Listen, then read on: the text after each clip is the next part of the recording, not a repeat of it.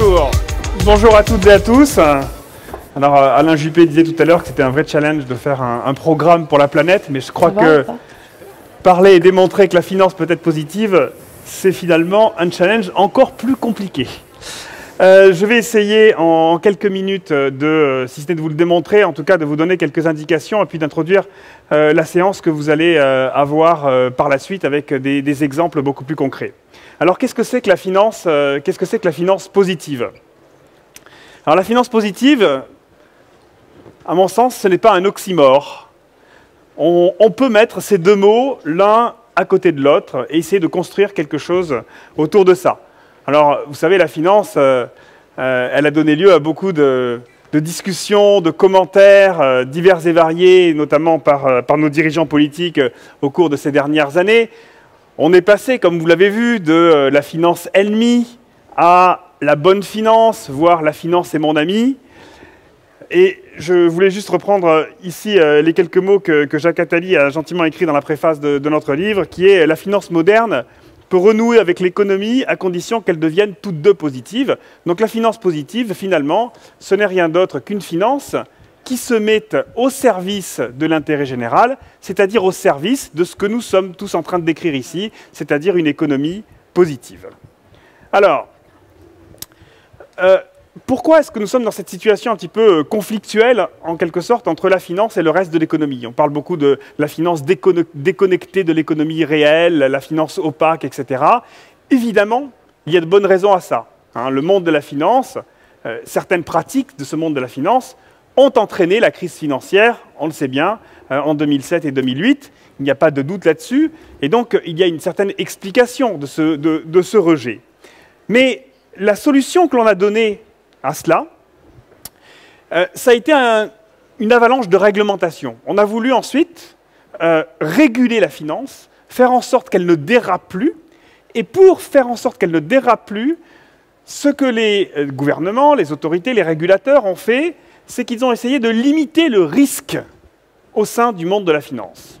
Et cet enchaînement entre excès du monde de la finance et surrégulation qui vient limiter le risque est, à mon sens, quelque chose de totalement inefficace. Parce que, contrairement à ce qu'on peut penser, ce n'est pas d'un excès de risque dont nous souffrons aujourd'hui.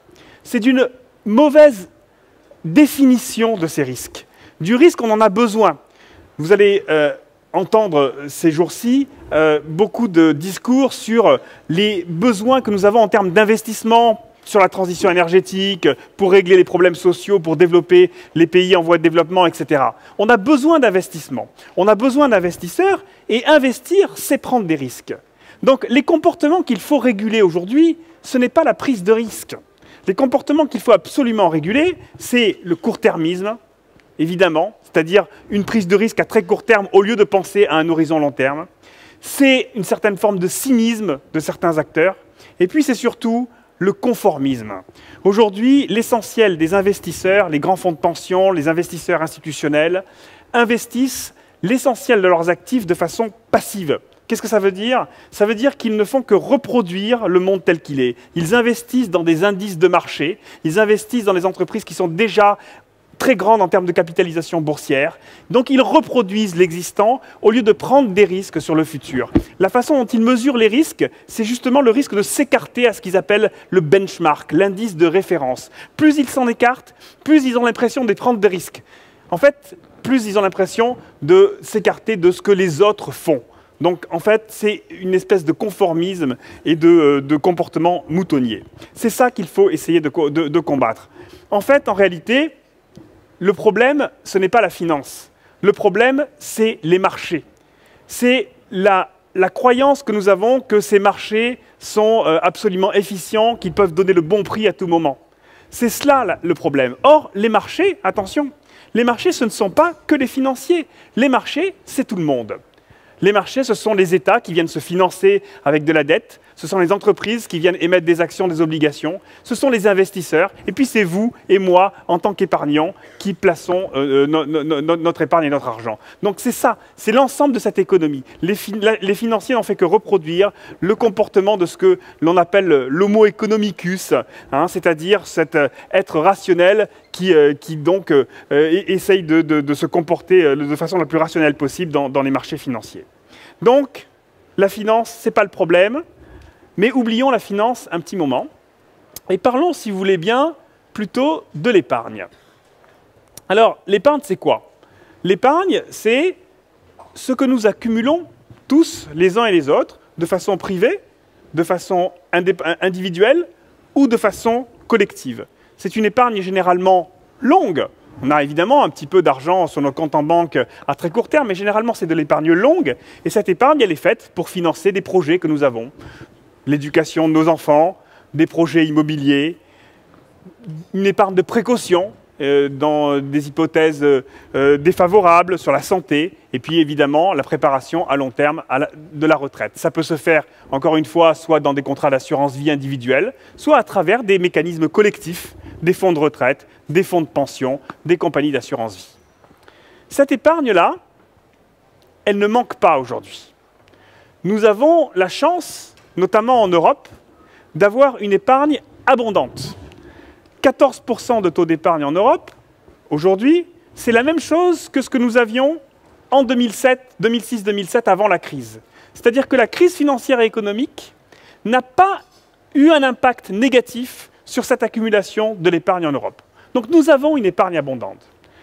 Aujourd'hui, les actifs qui ont été accumulés par nous, hein, puisque finalement les fonds de pension, les fonds de retraite, c'est de l'argent qui est accumulé par les Européens, c'est pour la retraite des Européens.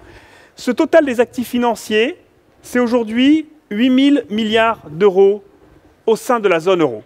8 000 milliards d'euros. C'est absolument gigantesque. Si vous comparez ça avec le PIB de la France, vous voyez, c'est 4 fois le PIB de la France qui est stocké, accumulé dans les comptes des investisseurs institutionnels. C'est 33 fois les 240 milliards d'euros dont nous avons besoin en termes d'investissement annuel pour pouvoir atteindre les objectifs de la transition énergétique qui ont été assignés par l'Union européenne, ce qu'on appelle le plan, les objectifs 2020 de la Commission européenne.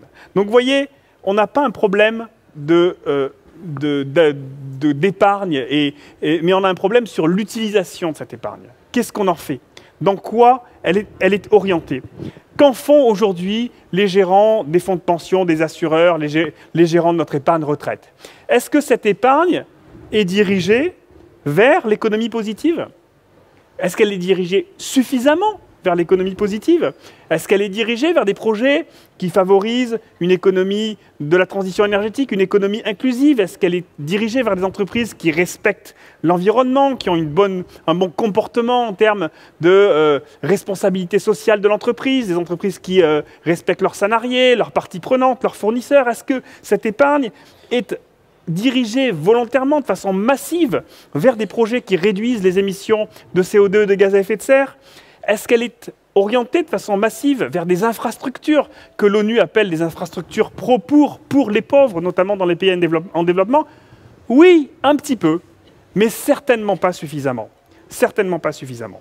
Et c'est certainement vers là qu'il faut essayer de réfléchir. Si c'était ça, la finance positive, si la finance positive, ce n'était rien d'autre qu'une réorientation massive de l'épargne vers le long terme, vers des projets et des entreprises qui sont positives pour le développement durable. C'est la définition que je vous propose aujourd'hui. Alors, cette finance positive, et ça, vous allez le voir dans la suite de cette session, avec des exemples concrets, ce n'est pas une utopie. On en a déjà des exemples concrets un peu partout. Alors la microfinance, vous le savez bien sûr, depuis Mohamed Younous et puis évidemment Jacques Attali, Planète Finance, etc. C'est 80 milliards d'euros de prêts dans le monde. C'est 100 millions d'entrepreneurs pauvres qui s'inventent un avenir. Vous allez avoir tout à l'heure Jean-Michel Severino qui vous parlera de ses investissements dans les pays émergents. C'est quelque chose qui existe et qui a un impact fort. L'investissement socialement responsable, Anne-Catherine Husson-Traoré, la directrice générale de Novetic, vous en parlera tout à l'heure certainement, c'est 25% de l'épargne salariale en France. Certes, c'est encore très peu dans les réseaux bancaires, certes, c'est encore insuffisant chez les investisseurs institutionnels, mais voyez, quand on propose ces produits-là aux particuliers, eh bien, ils adhèrent. Un dernier sondage vient de nous dire que 37% des Français savent ce que c'est que l'ISR, et 20% d'entre eux sont prêts à investir dans l'ISR. Bon, c'est insuffisant, mais lorsqu'on propose ces produits, on a un appétit de la part des investisseurs, et on l'a vu dans l'épargne salariale. Et puis, d'autres initiatives sont en train de voir le jour. Les obligations vertes. Le marché des obligations vertes a doublé l'année dernière pour passer de 20 à 40 milliards d'euros. Il y a déjà plus de 20 milliards d'euros qui ont été émis depuis le début de l'année. Donc on est passé de 40 à 60. Ce marché atteindra 100 milliards d'euros très probablement l'année prochaine. C'est un moyen d'orienter massivement de l'argent, de l'épargne vers des produits qui sont directement liés aux énergies renouvelables, à l'efficacité énergétique, donc à la transition énergétique. Donc des exemples, il y en a, et puis d'autres exemples, d'autres nouveaux modèles qui émergent. Hier, nous avions un atelier, et puis Andrew Levitt vous en parlera tout à l'heure de façon beaucoup plus détaillée. Nous avions un atelier sur les Social Impact Bonds, c'est-à-dire des obligations ou des produits financiers qui viennent alimenter des projets spécifiques dans le domaine social, notamment dans le domaine de la santé, de l'éducation. Vous avez des modèles qui commencent à exister d'investissement, de capital investissement à impact social.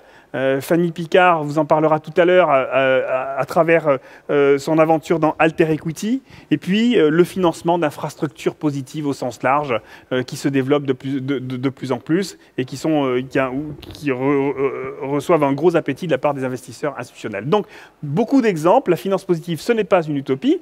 Le problème, c'est son changement d'échelle. Or, le changement d'échelle de cette finance positive, ce que je voudrais vous dire, c'est que c'est l'affaire de tous. C'est évidemment l'affaire des financiers que nous sommes, c'est l'affaire évidemment des pouvoirs publics, et quelquefois on trouve que les choses avancent certainement beaucoup trop lentement dans ce domaine-là. Nous sommes en discussion depuis très longtemps sur des incitations autour d'un label ISR avec le gouvernement, et on espère que ça va voir le jour dans les semaines et les mois qui viennent, mais c'est l'affaire aussi de nous tous, c'est-à-dire des épargnants. Investir, encore une fois, c'est faire des choix. Investir, c'est accompagner des projets. Investir, ce n'est pas investir dans le monde tel qu'il est aujourd'hui, c'est investir pour créer le monde tel qu'on voudrait qu'il soit demain. Alors, pour faire cela, juste pour terminer, un plan de route en trois étapes. Définir, labelliser, inciter. Définir, c'est dire quels sont nos objectifs, vers quoi on veut aller. Ça, c'est le rôle démocratique, c'est le rôle de la puissance publique, c'est le rôle de l'opinion publique. Vers où voulons-nous aller? Quels sont nos objectifs en termes de réduction des gaz à effet de serre? Quels sont nos objectifs en termes de mix énergétique?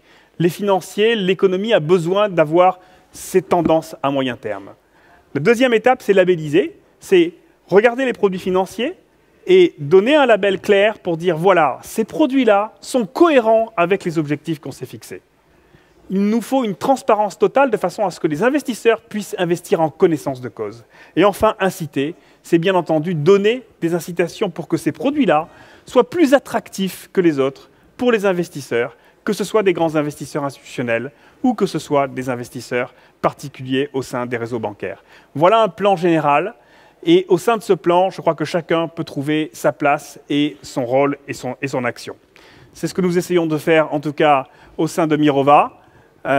Suivez-nous, voir à court terme, c'est ne rien voir venir. Merci beaucoup et bonne session.